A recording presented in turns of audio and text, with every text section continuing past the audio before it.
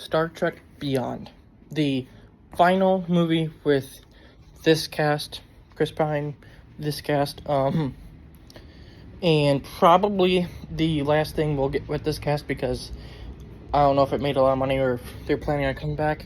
And unless this gets a sequel or I hit my head and forget stuff, this is probably the last thing I'll watch of Star Trek. Like, I'll probably watch this trilogy again because they were great, but like any other Star Trek stuff, I don't think I ever will watch. But this movie was great.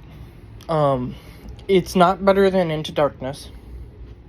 I would say that Into Darkness probably can't be beaten. Like, that movie is just great, but it might also be better than the first one. This and the first one are like on par.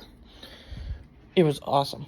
All the returning people are great. I think Simon Pegg, even though he's hilarious in the other two, and he's just like a funny guy, I think he was at his best in this one. He just was like every line he said was basically a laugh, except for when it wasn't supposed to be. And in the other two, like, it was funny, but this one, like, took it to another level. And I feel like that's because he wrote the script. Well, he, like, co-wrote it. So he probably had a hand in that.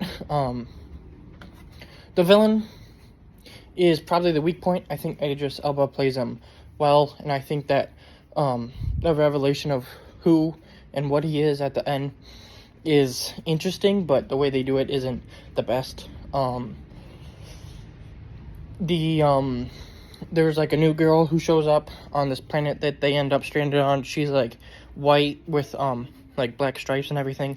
I liked her character. I like how she kind of like built a home in this starship, and how she helps them, and like how she ends up in Starfleet.